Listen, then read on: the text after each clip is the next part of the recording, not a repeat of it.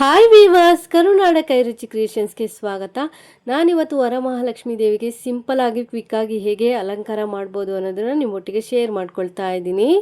Table ಮೇಲೆ ಒಂದು ಮಣೆಯನ್ನು ಇಟ್ಕೊಂಡಿದ್ದೀನಿ. ಮಣೆ ಮೇಲೆ ಪಂಚೆಯನ್ನು ಹಾಸ್ಕೊಳ್ತಾ ಇದ್ದೀನಿ. ಪಂಚೆ ಅಥವಾ ಬ್ಲೌಸ್ ಪೀಸಿಂದ ನೀವು ಇಲ್ಲಿ ಕವರ್ ಮಾಡ್ಕೋಬಹುದು. ನಂತರ ಒಂದು ರಂಗೋಲೆಯನ್ನು ಹಾಕಿ ರಂಗೋಲೆ ಮೇಲೆ ಅಕ್ಕಿ ತುಂಬಿಸಿರುವಂಥ ತಟ್ಟೆಯನ್ನು ಇಟ್ಕೊಳ್ಳಿ.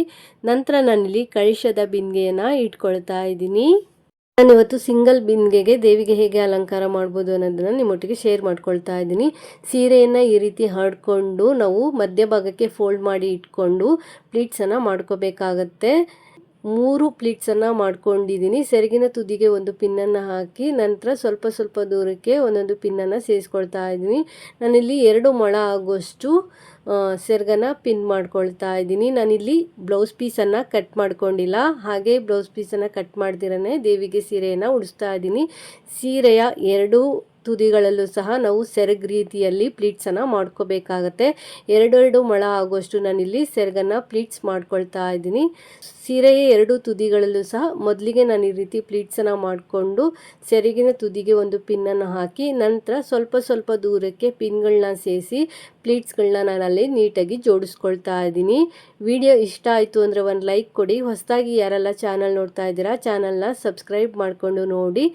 ನಾನಿಲ್ಲಿ 2 ಮೊಳ ಆಗುವಷ್ಟು ಸೆರಗನ್ನು ಪ್ಲೀಟ್ಸ್ ಮಾಡ್ಕೊಂಡಿದ್ದೀನಿ. ನಿಮಗೆ ಎಷ್ಟು ಬೇಕು ಅಂತ ನೋಡಿಕೊಂಡು ಅಷ್ಟು ಲೆಂತ್ಗೆ ನೀವಿಲ್ಲಿ ಮಾಡ್ಕೋಬಹುದು.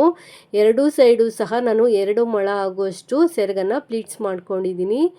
ಈಗ ಸೆರಗನ್ನು ಪ್ಲೀಟ್ಸ್ ಮಾಡ್ಕೊಂಡಿದ್ದಾಗಿದೆ. ಮಧ್ಯಭಾಗದಲ್ಲಿ ಹೇಗೆ ಪ್ಲೀಟ್ಸ್ ಮಾಡೋದು ಅಂತ ನೋಡೋಣ. ಮಧ್ಯಭಾಗದಲ್ಲಿ ಈ ರೀತಿ ಹರಡ್ಕೊಂಡು ನಾವು ಸಣ್ಣ ಸಣ್ಣದಾಗಿ ಪ್ಲೀಟ್ಸನ್ನು ಮಾಡಬೇಕಾಗತ್ತೆ. ಸೀರೆಯ ಮಧ್ಯ ಪಾರ್ಟ್ ಏನಿರುತ್ತೆ ಅದನ್ನ ನಾವಿಲ್ಲಿ ಸಣ್ಣ ಸಣ್ಣದಾಗಿ ಪ್ಲೀಟ್ಸನ್ನು ಮಾಡ್ಕೊಂಬರ್ಬೇಕು. 2 ಇಂಚು ಅಗಲ ಆಗುವಷ್ಟು ನಾವಿಲ್ಲಿ ಪ್ಲೀಟ್ಸನ್ನು ಮಾಡ್ಕೋಬೇಕಾಗತ್ತೆ.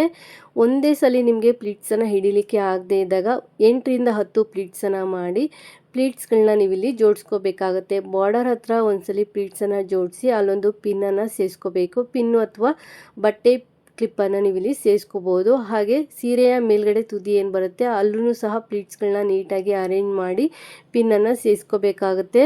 ಸಣ್ಣ ಸಣ್ಣದಾಗಿ ಪ್ಲೀಟ್ಸನ್ನು ಮಾಡ್ಕೊಳ್ಳಿ. ಸಣ್ಣದಾಗಿ ಮಾಡೋದ್ರಿಂದ ಜಾಸ್ತಿ ಪ್ಲೀಟ್ಸ್ ಬರುತ್ತೆ, ಅಲಂಕಾರ ಅನ್ನೋದು ಸಹ ಚೆನ್ನಾಗಿ ಬರುತ್ತೆ. ನಾನಿಲ್ಲಿ 2 ಇಂಚು ಅಗಲ ಆಗುವಷ್ಟು ಪ್ಲೀಟ್ಸನ್ನು ಮಾಡ್ಕೊಳ್ತಾ ಇದ್ದೀನಿ. ನಮ್ಮ ಕೈ ಬೆರಳಲ್ಲಿ 2 ಬೆರಳ ಅಗಲ ಆಗುವಷ್ಟು ನಾನಿಲ್ಲಿ ಪ್ಲೀಟ್ಸನ್ನು ಮಾಡ್ಕೊಂಡಿದ್ದೀನಿ. ನಾನಿಲ್ಲಿ 8ರಿಂದ 10 ಪ್ಲೀಟ್ಸನ್ನು ಮಾಡಿಕೊಂಡು ಪ್ಲೀಟ್ಸ್ಗಳನ್ನ ಜೋಡಿಸ್ಕೊಳ್ತಾ ಪಿನ್ಗಳನ್ನ ಸೇರಿಸ್ಕೊಳ್ತಾ ಇದ್ದೀನಿ. ನಂತರ ಪ್ಲೀಟ್ಸ್ಗಳನ್ನ ಹಾಗೆ ಕಂಟಿನ್ಯೂ ಮಾಡ್ತೀನಿ. ಒಂದೇ ಸಲ ಪ್ಲೀಟ್ಸನ್ನು ಹಿಡಿಲಿಕ್ಕೆ ಆಗದೆ ಇದ್ದಾಗ ಸ್ವಲ್ಪ ಸ್ವಲ್ಪ ಪ್ಲೀಟ್ಸನ್ನು ಮಾಡಿ ನಂತರ ಕಂಟಿನ್ಯೂ ಮಾಡ್ಕೊಳ್ಳಿ. ಸ್ವಲ್ಪ ಸ್ವಲ್ಪ ಪ್ಲೀಟ್ಸನ್ನು ಮಾಡಿ ಪ್ಲೀಟ್ಸ್ಗಳನ್ನ ಅರೇಂಜ್ ಮಾಡಿ ಪಿನ್ಗಳನ್ನ ಸೇರಿಸ್ಕೊಳ್ತಾ ಪೂರ್ತಿ ಸೀರೆನ ನಾವು ಇದೇ ರೀತಿಯಾಗಿ ಪಿನ್ ಮಾಡ್ಕೋಬೇಕಾಗತ್ತೆ. ನಾವು ಎಲ್ಲಿವರೆಗೂ ಸೆರಗಿಗೆ ಅಂತ ಸೀರೆ ಪ್ಲೀಟ್ಸ್ ಮಾಡ್ಕೊಂಡಿರ್ತೀವಿ ಅಲ್ಲಿವರೆಗೂ ಸಹ ಇದೇ ರೀತಿಯಾಗಿ ನಾವು ಪ್ಲೀಟ್ಸನ್ನು ಮಾಡ್ಕೋಬೇಕಾಗತ್ತೆ. ವಿಡಿಯೋ ಇಷ್ಟ ಆಯಿತು ಅಂದರೆ ಒಂದು ಲೈಕ್ ಕೊಡಿ. ಹೊಸದಾಗಿ ಯಾರೆಲ್ಲ ಚಾನಲ್ ನೋಡ್ತಾ ಇದ್ದೀರಾ ಚಾನಲ್ನ ಸಬ್ಸ್ಕ್ರೈಬ್ ಮಾಡಿಕೊಂಡು ನೋಡಿ. ಈಗ ಪ್ಲೀಟ್ಸ್ ಮಾಡ್ಕೊಂಡಿದ್ದಾಗಿದೆ. ದೇವಿಗೆ ಹೇಗೆ ಸೀರೆ ಉಡಿಸೋದು ಅಂತ ನೋಡೋಣ. ಕಳಶದ ಬಿಂದಿಗೆಯ ಅಕ್ಕಪಕ್ಕ ನಾವೇನು ಪ್ಲೀಟ್ಸನ್ನು ಮಾಡ್ಕೊಂಡಿದ್ದೀವಿ 2 ಸೈಡು ಅದನ್ನ ಇಟ್ಕೋಬೇಕು. ನಂತರ ಮಧ್ಯಭಾಗದಲ್ಲಿರುವಂಥ ಪ್ಲೀಟ್ಸ್ಗೆ ನಾವು ಒಂದು ದಾರನ ಸೇರಿಸಿ ಈ ರೀತಿಯಾಗಿ ಕಟ್ಕೋಬೇಕಾಗುತ್ತೆ. ನಾನಿಲ್ಲಿ ಟೇಬಲ್ ಮೇಲೆ ಇಟ್ಕೊಂಡು ಕಟ್ಟಿಬಿಟ್ಟು ತೋರಿಸ್ತಾ ಇದ್ದೀನಿ. ಯಾರಾದರೂ ಇಟ್ಕೊಳ್ಳೋರು ಇದ್ದರೆ ಅವ್ರ ಕೈಯಲ್ಲಿ ಇಟ್ಕೊಳ್ಳಿಕ್ಕೆ ಹೇಳಿಬಿಟ್ಟು ನೀವಲ್ಲಿ ಕಟ್ಕೊಳ್ಳಿ.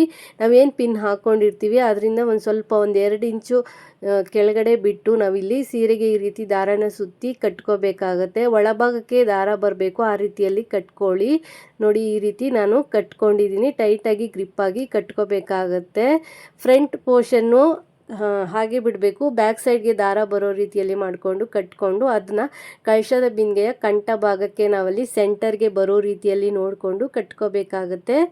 ನಂತರ ಕೆಳಗಡೆ ಹಾಕಿರುವಂಥ ಪಿನ್ನನ್ನು ನಾವು ರಿಮೂವ್ ಮಾಡಬೇಕು. ಬಾರ್ಡರ್ಗೆ ಹಾಕಿರುವಂಥ ಪಿನ್ನನ್ನು ರಿಮೂವ್ ಮಾಡಿಕೊಂಡು ಸೆರಗನ್ನು ನಾವಲ್ಲಿ ಅಕ್ಕಪಕ್ಕ ಸರಿಯಾಗಿ ಇಟ್ಕೊಂಡು ಪ್ಲೀಟ್ಸ್ಗಳನ್ನ ನಾವಲ್ಲಿ ಸ್ಪ್ರೆಡ್ ಮಾಡ್ಕೋಬೇಕಾಗತ್ತೆ.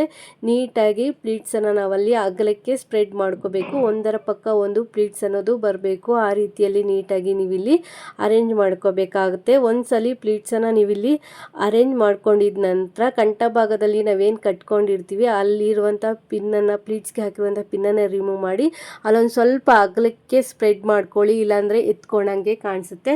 ನಂತರ ಸೆರಗನ್ನು ಮುಂದ್ಗಡೆಗೆ ತಗೊಬಂದು ನಂತರ ದೇವಿಯ ಎಡಗಡೆ ಭುಜದ ಮೇಲೆ ಸೆರಗನ್ನು ಹಾಕೋಬೇಕಾಗತ್ತೆ. ನಾವು ಹೇಗೆ ಸೆರಗು ಹಾಕ್ತೀವಿ ಅದೇ ರೀತಿಯಲ್ಲಿ ಹಾಕೋಬೇಕು.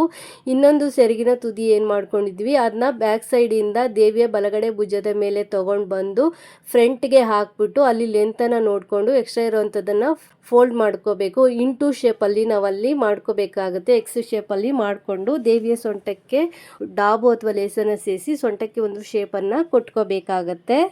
ನಂತರ ಫ್ರಂಟಲ್ಲಿ ಸೆರಗು ಪಾರ್ಟು ನೀಟಾಗಿ ಕೂತಿದ್ಯಾ ಅಂತ ನೋಡಿಕೊಂಡು ದೇವರಿಗೆ ಅಂತ ಇಟ್ಕೊಂಡಿರುವಂಥ ಒಡವೆಗಳಿಂದ ದೇವಿಯನ್ನು ಅಲಂಕರಿಸಿ, ಜಡೆಬಿಲ್ಲೆ ಇದ್ದರೆ ಜಡೆಬಿಲ್ಲೆಯನ್ನು ಸೇರಿಸಿ, ಕಳಶದ ಬಿಂದಿಗೆಗೆ ನಿಮ್ಮ ಸಂಪ್ರದಾಯದ ಪ್ರಕಾರ ನೀರು ಅಥವಾ ಅಕ್ಕಿಯನ್ನು ಸೇರಿಸಿ, ಮಾವಿನೆಲೆ ವೀಳ್ಯದೆಲೆ ಇಟ್ಟು, ತೆಂಗಿನಕಾಯಿ ಇಟ್ಟು, ದೇವಿಗೆ ಮುಖಪದ್ಮವನ್ನು ಹಾಕಿ ಹೂಗಳಿಂದ ದೇವಿಯನ್ನು ಅಲಂಕರಿಸಿ, ಪೂರ್ತಿಯಾದ ಅಲಂಕಾರ ಆದ ನಂತರ ದೇವಿಯನ್ನು ನೀವು ಇಲ್ಲಿ ನೋಡ್ಬೋದು. ದೇವಿ ಎಷ್ಟು ಚೆನ್ನಾಗಿ ಎಷ್ಟು ಲಕ್ಷಣವಾಗಿ ಕಾಣಿಸ್ತಾ ಇದ್ದಾರೆ ಅಂತ ಹೇಳಿ.